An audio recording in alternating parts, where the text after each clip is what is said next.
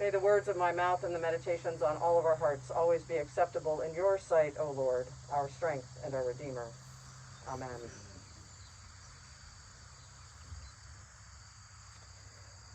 So over these last several Sundays, while we've been enjoying Mass on the grass, we've heard parables. Jesus teaching about the sower, the weeds and the wheat, the pearl and treasure of great value, the tiny little mustard seed and the fishing net. Last Sunday, we heard about Jesus miraculously feeding the 5,000 men, not to mention the women and the children. Reverend Andrew Walter focused us on the crowds of people who surrounded Jesus. He reminded us of their desperate need for food, for shelter, for living wages, and other longings.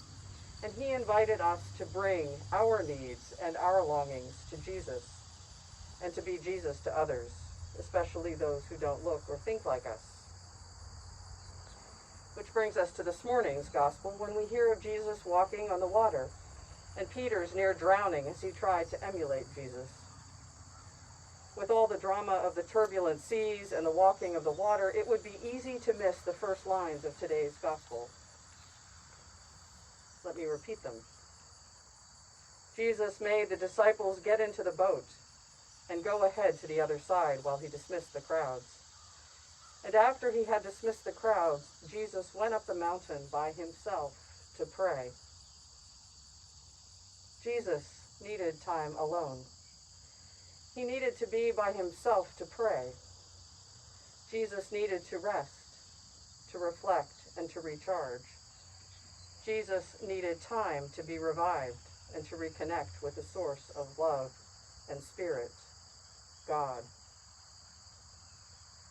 Jesus was both divine and human. We often put Jesus on that pedestal of divinity, of being one with God, without sin and able to perform miracles.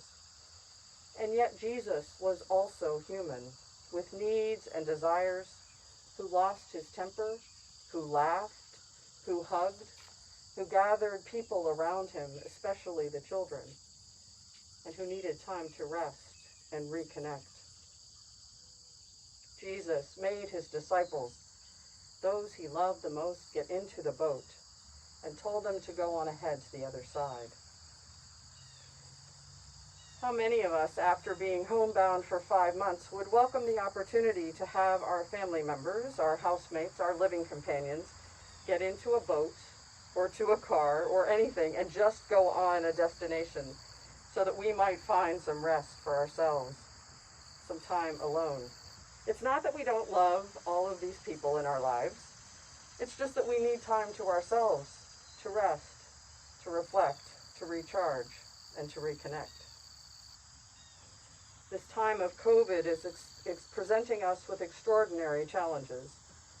Vacations are canceled, and just finding a time or a place to be alone safely, not to mention being able to leave home for an outing, is next to impossible.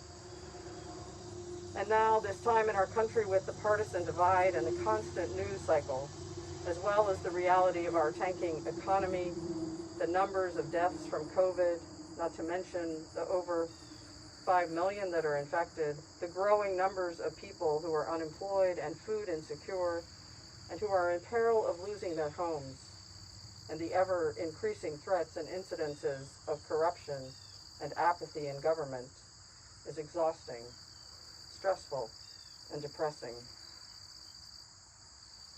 It feels like we need, each of us, to have our own boat, and that we're in that boat, being tossed and battered by the wind and the waves of life in this time of tumult. Like Peter, we may feel like we're drowning in grief, drowning in despair, drowning in fear, drowning in isolation, drowning in anxiety, and drowning in sadness. We all need time to rest, to reflect, to recharge and reconnect. But we can't do it alone. Just like Peter, we need to reach out to Jesus, to ask for his hand to rescue us from drowning.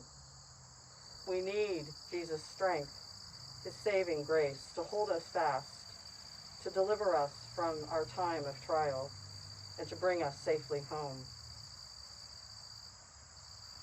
We need to find something more powerful than ourselves, God and God's love and God's light and God's peace to hold on to.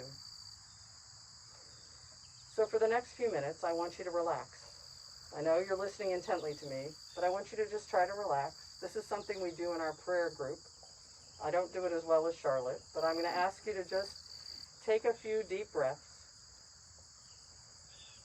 All of those thoughts about what you're going to do after the service, what you're going to need to do for the week, put them aside and just try to enjoy the birds that you're hearing, the feathers, the crickets, not so much the traffic, and just breathe. Let go of the tension in your body and feel yourselves resting safely in the palm of God's almighty hands of love. Continue to breathe and rest in this moment. And listen. Listen to these beautiful words that I will try to sing. Precious Lord, take my hand, lead me on, let me stand. I'm tired, I'm weak, I'm worn. Through the storm, through the night, lead me on to the light. Take my hand, precious Lord, lead me home. When my way grows drear, precious Lord, linger near. When my light is almost gone, hear my cry, hear my call, hold my hand lest I fall. Take my hand, precious Lord, lead me home. Precious Lord, take my hand.